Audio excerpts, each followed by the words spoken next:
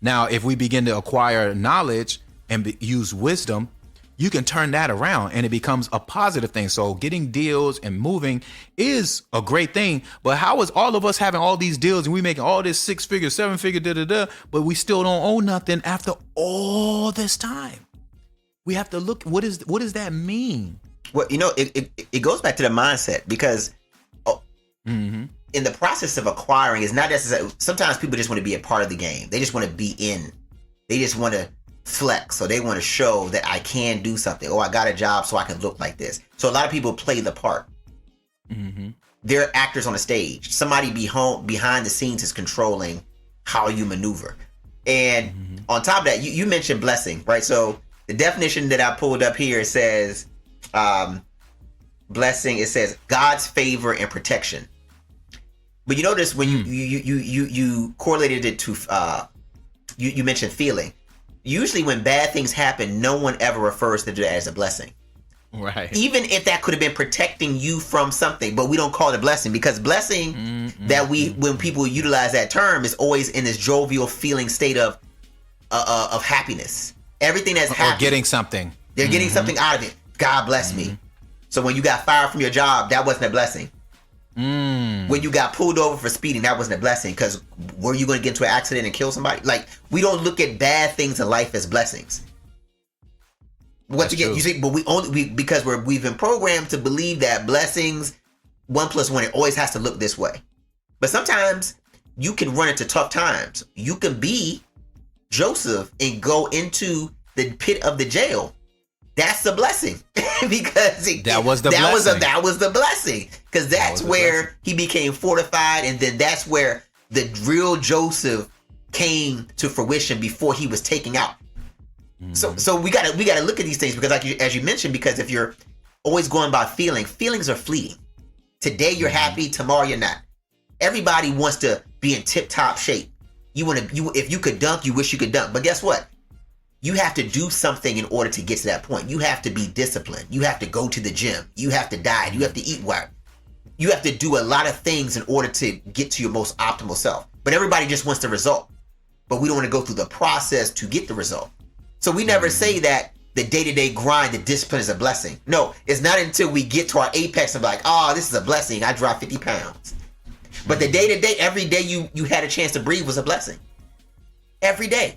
So, but we have to look at it like that to understand, because this goes back to our men, fathers, keep a sense of stability and sanity, not to go too far off left or right, but to keep the course, keep that structure, because we have to be structured.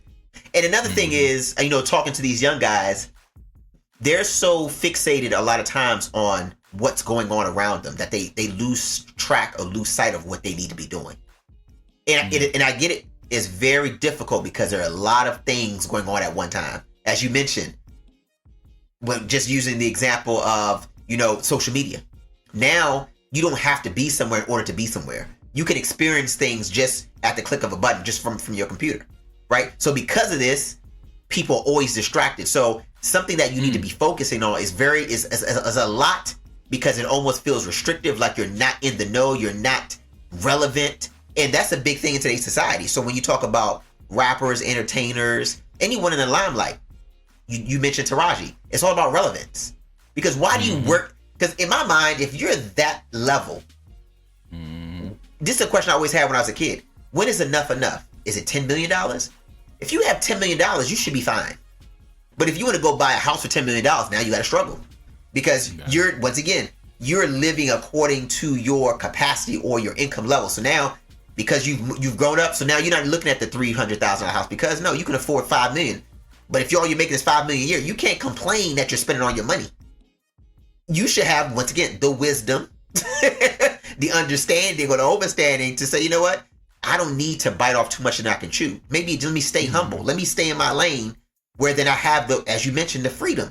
Because we see a lot of these so-called celebrities, they're not free. Because if they stop working, if they stop acting, if they stop singing, if they stop playing their sport, they immediately go into distress. You're like, how is that possible? But it's the same mentality the average person has. We operate from a position of lack.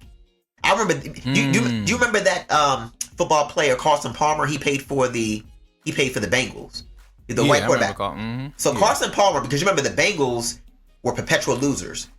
So as he got later in his career, he held out. He was like, I'm not coming to training camp. Trade me. And they were like, he just wouldn't come. The season was about to start. And they were like, well, if you don't come, we're not going to pay you. He said, I got plenty of money. I don't need the money. I'll just sit at home. They traded him because they knew he wasn't pressed for money, because a lot of these athletes, they save their resources. Like Gronkowski. They said Robert Gronkowski never spent 1 cent of his check.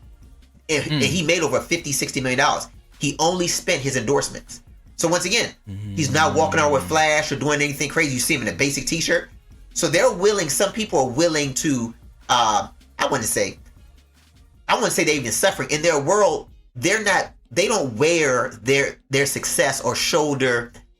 Their looks is not what their identity is tied into. So because of that, that's the thing. Their identity is not tied into the clothes that they wear. So to them, it's easy. They may have a different vice or something else that they fall victim to. But a lot of our people, because we've been oppressed and we've been restricted, now that when we're given or we see some semblance of success, we go all the way deep. We wear Louis Vuitton from head to toe. We spend more. A brother was telling me all the materialism, whether it's Cadillacs, Bentleys, we're gonna go all the way with it. We're not gonna drive Toyotas no more Fords. Nah, I need G-Wagon now. Dude, you just got out of college. Well, that's my dream car. I should have it. Why? Why? Well, once again, it's the lack of wisdom. When you don't have knowledge and wisdom, my people are destroyed for lack of knowledge. And Gronkowski or Palmer, I'm sure, had some knowledge base coming from a father or an elder in some way, a mother, somebody who was able to say, look, it's better for you to do A, B, C, and D. And they saw the knowledge, they got the knowledge, and they used wisdom, and now they're going to be happy. How do we learn this wisdom? You got to get back to the ancestral documentation. What is the ancestral documentation? The book they call the Bible. Remember what we said earlier, Genesis chapter 2 tells you where these things started. So those prophets are all seeds of Adam. They come from your culture. It's a cultural book that has been colonized to become religion. So that's why we're so attracted to the book. You go to church, you go to the pastor, that was the bedrock of our community because it is our community. And that's the beautiful thing about these years of the return. This is coming out of these dark ages in the mind. The mindset is to look at these principles again from that lens and let it reactivate in the DNA and in the ancestral connection, because your ancestors are always talking to you. Joseph, like you said earlier, was teaching us a valuable lesson. And he realized that after the fact, because he stood by principle, even when it was difficult. You don't think he wanted to possibly put down Potiphar's wife when she kept throwing herself at him? And you know that wasn't the first time either. That was just the first time they accounted for. That was not the first time she tried. She tried. The book of Jasher, and that's why I love those books. They call it the Apocrypha. We can leave that where that is. But the book of Jasher gives you a lot more detail, and it makes sense. Like, yeah, that's definitely what happened, because we see that happening in real time. Nothing to do with like, she had to keep going at him, and he had to be strong. Imagine you can get on, she want to give you some, and You look at King David when he realized, hold on, kill the Philistine, I get to get Saul's wife. What? I mean, daughter. Ding, ding, ding, ding. That was the icing on the cake. Her? Oh, man, bet. I got that. Go. We got that. That's easy work. Man, it's worth it. It's worth Pound Town. He said that's easy work. Yeah. So Joseph went through that. Then he got lied on. He could have tried to defend himself. He couldn't defend himself. How many people of our brothers right now are locked up? Many. I think Biden just let 11 people go for weed charges. 11. It's a tip of the iceberg. So you look at what Joseph went through, him being in the jail and people coming in, the butler, the baker, he helping them out. How many times you felt like you was in jail and you helping everyone else out and they not looking out for you? I just helped you get out. You ain't gonna put me on too? You ain't gonna put me on? You ain't gonna help? Then what does that be? That brings a bitterness, that brings resentment, that brings deflation, that brings anxiety, all those different things. But the Most High was teaching them that he is his source.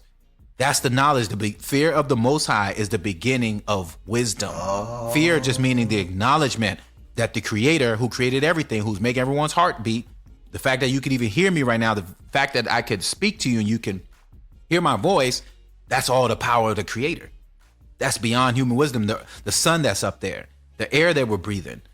That's the one who's ruling the earth, not this construct. So if you think the construct is the ruler, you're going to be in the dark ages forever until you figure it out. All your generations, but you still here. They can't wipe you out. We can't be wiped out. Trying, but it ain't going to happen. Why? Because the Most High is the one who said, I have formed you and I made you. So your identity is based in what you actually see, which is yourself, made in the image of the Father. Let's go from a creative standpoint. Let's forget about what the construct is telling us that Afro peoples or black people or African Americans, people from wherever who are Afros are less than and are nothing and are animals and are this and are all these negative things. If you're the creator, think logically now. If you're the creator of something and you put a lot of certain things in one area, i.e. Africa, the garden, you put all the resources, all the minerals, all the people, and these people influence culture everywhere. What do you think those people were made for? This country was built off of those people. A major part of the country. Regardless of what the society has told you, what does logic say? Or what does wisdom say? That's what the scriptures bring to you. That's why it's still here.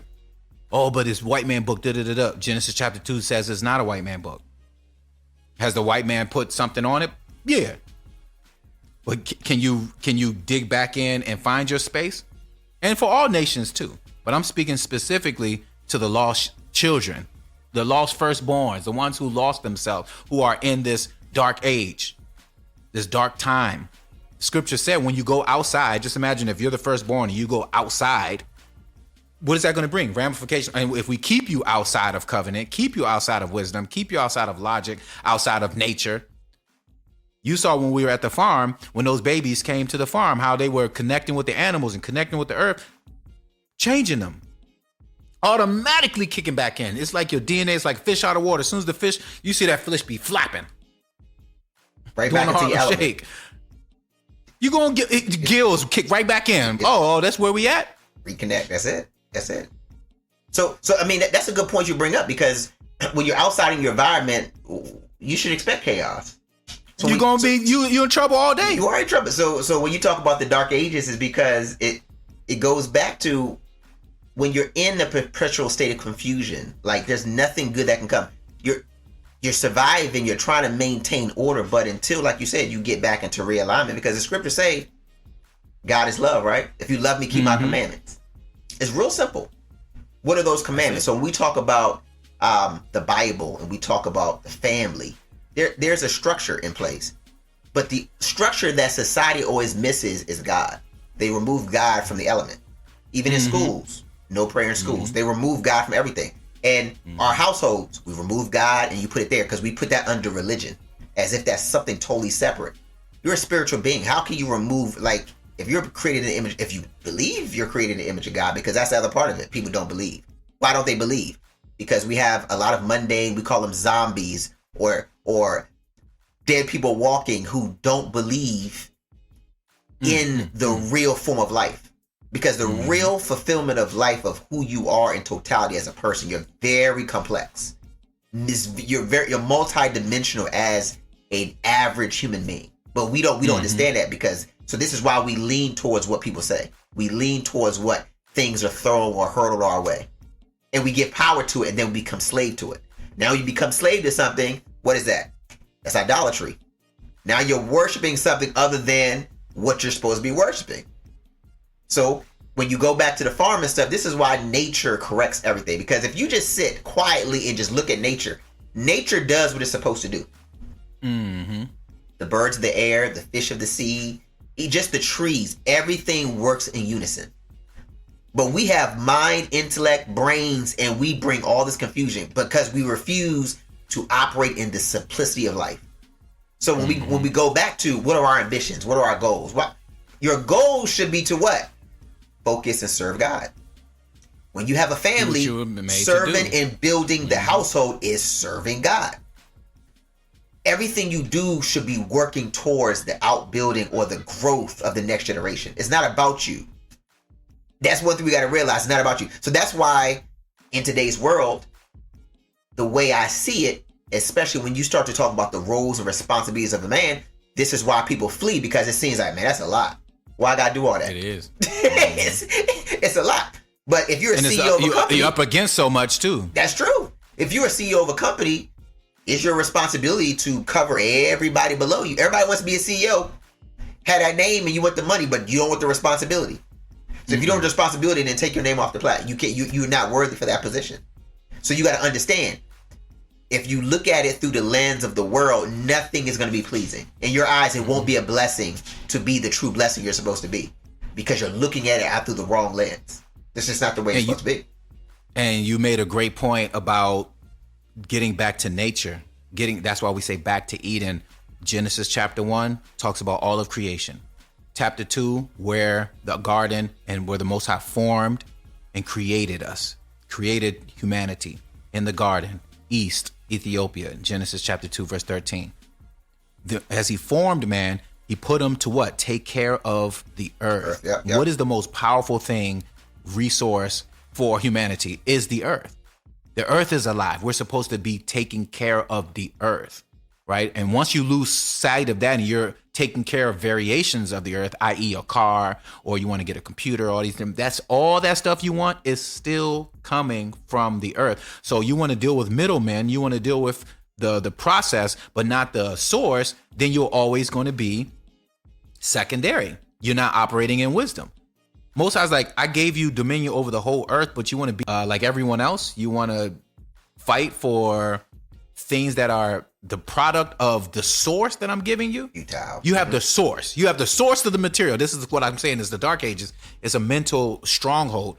You have the source of everything, but you want to focus your attention on outsources.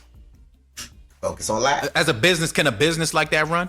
Can anything run if you're concerned about your third parties and not taking care of the source of where you're getting everything from?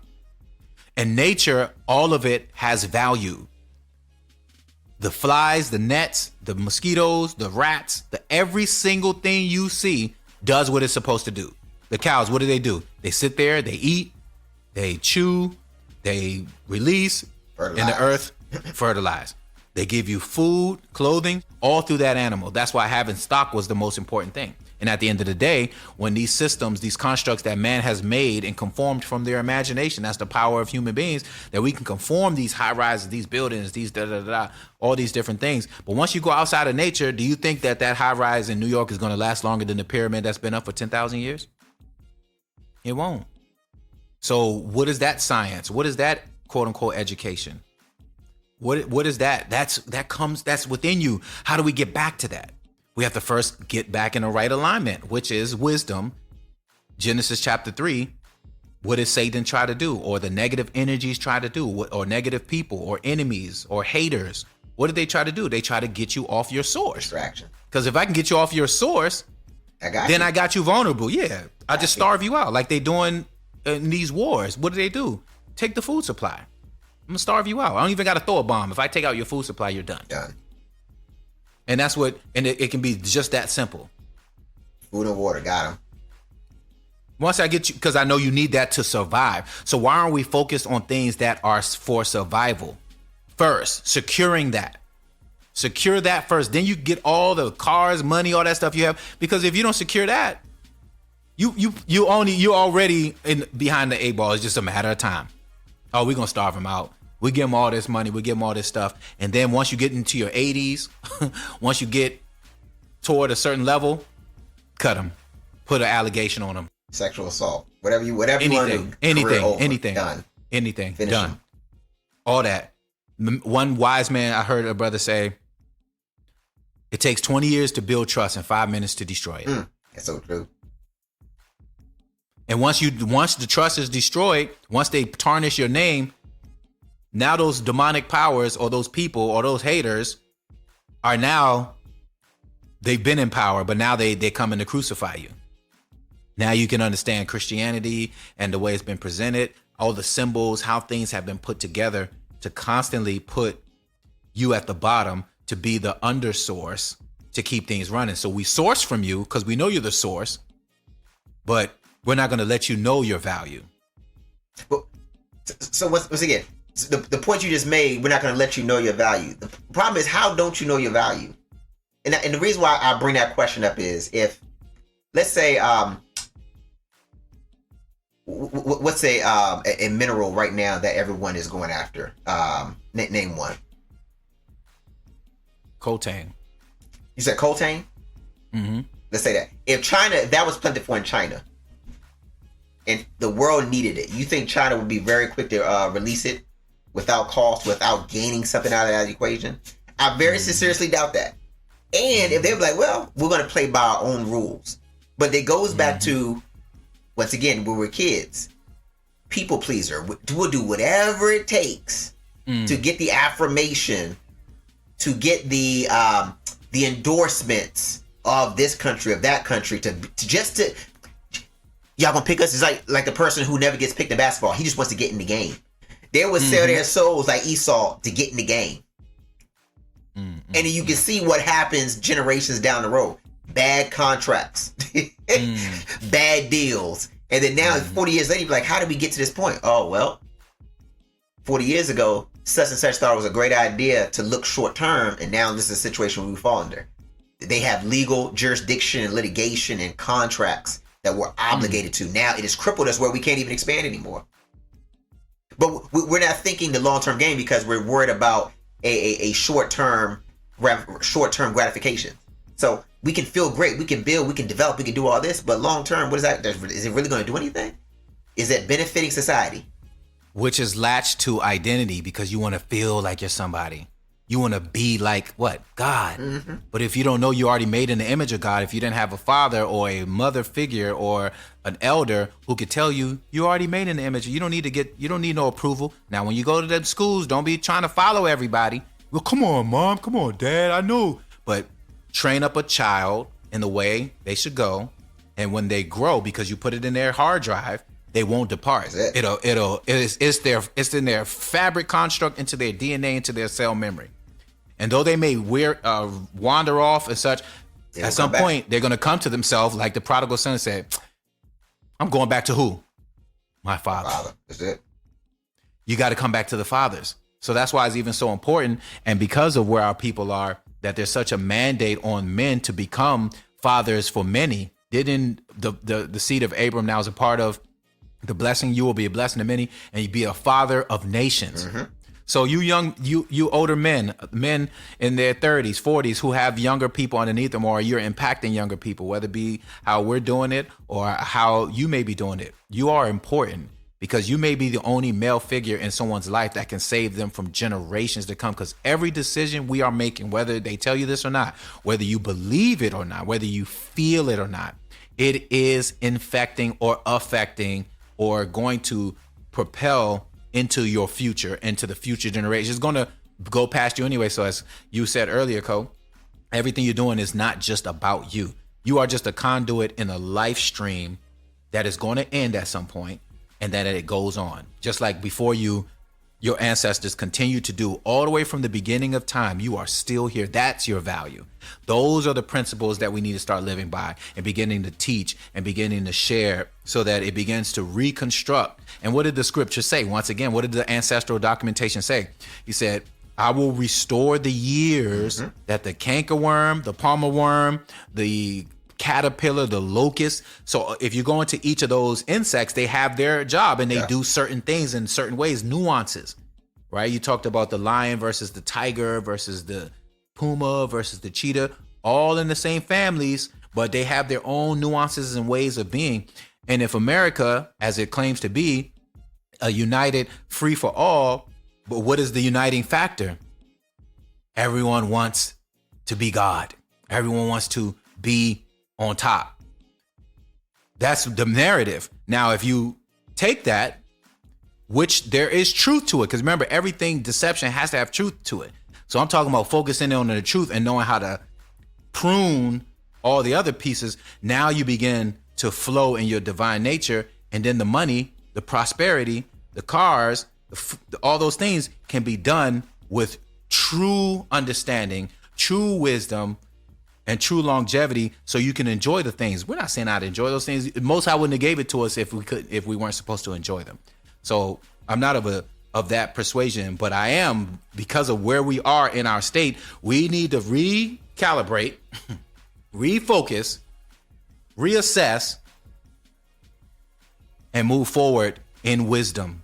What are the principles that are laid down? What can we not only see in the scriptures, that we can also see in history, that we can also bear witness to our own personal experience, the experience of those around us, and see, does those align? Does the metrics hit on each of those? That's what we need to be focusing in on as being a part of wisdom, or being a part of principle. You know,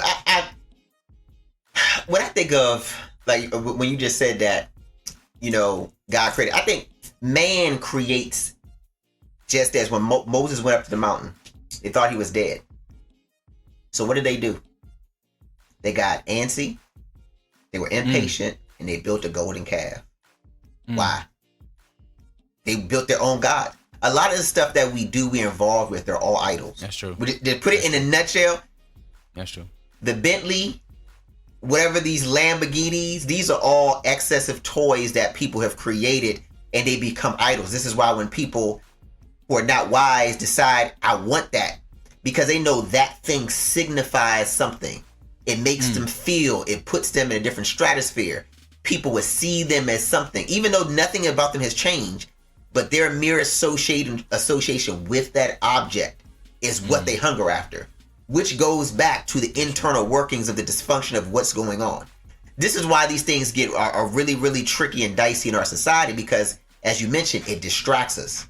It causes us to now, instead of focusing on building resources that are of importance, we're looking to build to consume for our fleshly desires. That's it. We're building to acquire something that we can just replenish and, like, I did it, yes. Oh, I got this. What did it mean? Why did you do it? Because there's something missing on the inside that we're trying to subconsciously compensate for. So this is why oftentimes, almost like an addiction, because of some type of trauma that it goes unfulfilled or unchecked, you begin to turn to other things, and you really turn it up and ratchet it up. And now you think it's just you. No, it's not you. It's something that was going on when you pull back the layers, that, there's a reason why this triggers me, or there's a reason why I'm so ambitious. There's a reason why I'm operating in this perpetual state of fear, because I don't want this to ever happen to me again. So because of that, I have to disconnect myself from humanity, from people, from my people, from pressing things that I really need to be focused on.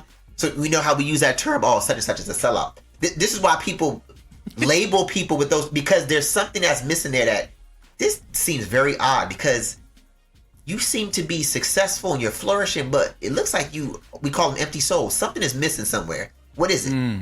What is it that you're running away from? Or what happened way back yonder that was never dealt with? Or what happened in your childhood? Or who didn't give you the attention? Or who didn't give you the validation that now you need validation from everybody in your 50s? So a lot of this is going on, and these are people that we look up to in the television, in society, in social media, as if this is the epsilon, the epitome of success. And this is what the kids, even grown-ups, are aspiring to be. The same dysfunction that you don't know where this seed of dysfunction, where this came from. But we're now opening ourselves up to then acquire some of the harvest that came from those negative seeds, those bad seeds, that would then now affect us and deal in our own spirits. And be like, hold up, where did this come from? Why am I doing this? Well, you picked that up from there. You opened yourself to that. So this is why the scriptures are very clear that we should be anxious for nothing.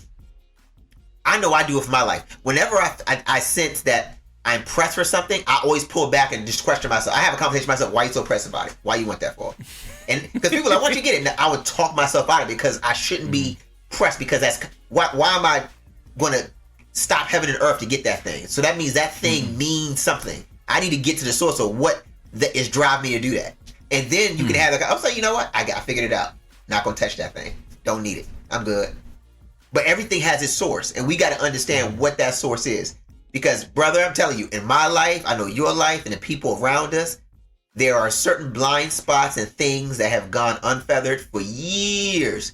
And as we're getting older in age, But that problem was something that is still childlike, that needs to be dealt with in a childlike manner. It's serious. So with that being said, whether you're from a broken society, a broken home, or well, we're in a broken society, so all of us are impacted. So let me rephrase that. Whether you're came from a broken home, so to speak, or a dysfunctional space, or you're poor meaning materialistically, don't have resources, access to resources, or you're rich and have access to resources, but are poor in spirit, or poor in real, true identity and relationship, or the slave to the system. How do we get back, Cole? How does people, what is the solution? How do they begin to see change in their life? What are some practical steps they can do to begin to move forward in their lives? I think the biggest thing, you have to operate in love, because the scriptures say God is love. But I think when you really pull back the layers to understand, this is why having an affinity or care for other people oftentimes is a reflection of the inner workings or the character of an individual.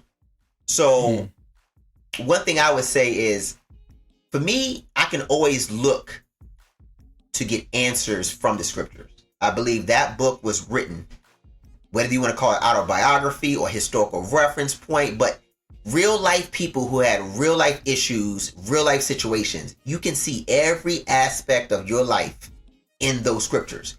You can see how they overcame, how they messed up, what the lessons were in it, that you can live a more formidable life in this current world. But you have to look at it as an application. I look at it as a resource that I can find answers in. When I need questions answered, I know those answers in the scriptures. As I can read the scriptures, I can read the stories, I can see the beginnings, the ends, the ebb and flow of how this happened, the conversations. Like when you were talking, for example, and you were mentioning how when Joseph was in jail, the different emotions that probably overcame him. So when you were talking about that, the first thing came to my mind was, if Joseph was a musician, he'll probably be one of the most hardest musicians out there, because you know who did do the same thing and put it into song was David. David, when you read the Psalms, that's all his emotions that he was writing down there. Because you remember, he was the psalmstress, or let's call him the musical conductor for King Saul at the time.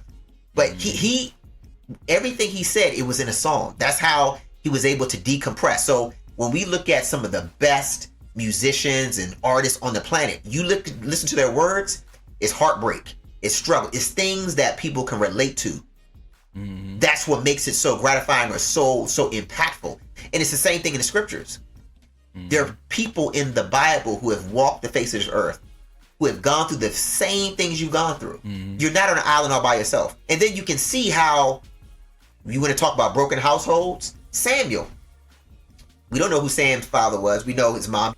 We see David. We see so many different people in the scriptures who came from various backgrounds. You look at Moses.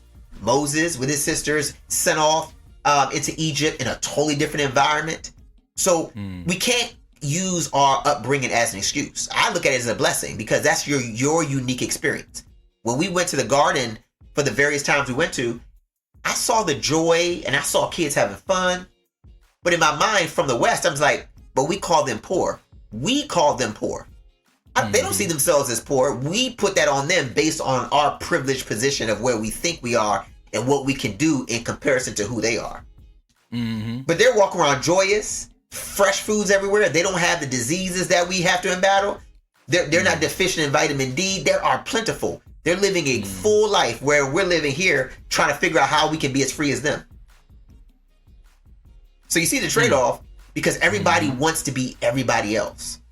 So the key is to understand is you are who you are. I try as best as I possibly can to be me. If my brother is thriving, good for you. My job is not to be, I'm trying to be like him. Nah, that's not me. Like you said, you stay in your lane, you do what works for you and what makes you unique, because you got to be the best you as possible. So understanding, reflecting, and this is why your spiritual alignment is so important. Because if you're made in the image of God, And he has something called the Bible, which is the blueprint, which is the reference guide. Why are we not using the reference guide? And so as we can, the cheat code to life is right there, right in the scriptures. All we have to do is open it and read. Yeah, bit by bit. And you just read. And it's in your DNA. It's connected to a group of people, and the Most High will meet you there. And some of the things that we're doing is providing practical, spiritual guidance through the scriptures as we're walking through the book of Genesis. We're going to walk all the way through the whole, as they call it, Torah, or the first 5 books, which is Genesis, Exodus, Leviticus, Numbers, Deuteronomy. Because once you understand those concepts from a practical standpoint, then you can navigate in life. And for the people who feel displaced and feel like we can't make it, a lot of that is coming from ancestral spaces as well. What did your great grandfather, grandmother, people before you, how the decisions they made is where you find yourself today, or where your parents are. Yep. So once you begin to understand that everything is a continuum and live from a holistic standpoint as opposed to an individualistic, that's going to realign your concepts and your ways of being that will help you get out of those ruts. And if you need those help, you can always reach out to us, www.outofashan.com, to be able to dig into it more deeply. But no matter where you are, the Most High can reach you where you are. Even if you don't have access to the scriptures per se, it's in the DNA. So if you're moving, like Ko said, towards love, moving towards trying to be just, everyone in them have that mechanism. Some of us have been clouded, has been skewed, have been mixed up. But if you call out to the Father, you call out to the Creator, the one who created all things, and say, I want to come back to you. I want to understand who I am. I want to know my value. Soon as you start saying that, that is beginning to move in the spaces, as they call it, of attraction. What is that? Laws of attraction. The laws of attraction is going to begin to maneuver the environment to. You're going to hear the Most High, because the Most High talks in many different ways and forms, and you'll begin to pick up like, oh, that's the Father talking to me right there. That situation was good, because when I missed that meeting, so we don't want to always go by what we see or what we feel, but go by everything has a purpose, and that everything I'm doing, if I'm walking in love, if I'm trying to do what's right, are we going to miss it? 100%. All the time we're going to miss it, because we're human. And because we don't have all the details. We have blind spots, we have proclivities. Like you said, every person has emotional parts of their being that is childlike, or that has been wounded, that has been traumatized. And it's up to us, through the power of the word, through love, through community, that's it, through elders, you begin to find yourself. So these are the elements: getting in community, finding a community. That's why so many people love gangs. I understand that it's dysfunctional and misplaced energy, but you need community. That's the way we're built. That's where the way Most High created everything, is to be community. And if a person is isolated, they're killing themselves. They don't know it. They think they're doing well because they have a material status or something that seems like it's great, but they lose a part of their soul, and then it's coming for them at some point. And we've seen it happen over and over with so-called celebrities and so forth and so on. So these idols that we look at, these things that we want to obtain, in its essence, it looks like that's what you need in order to get out of this struggle, to get out of this pain. Parts of it is true. But if you don't have wisdom, if you don't have the knowledge, if you don't have the historical reference, if you don't have community, if you don't have elders, you're going to constantly find yourself at the bottom. We'll see you next time.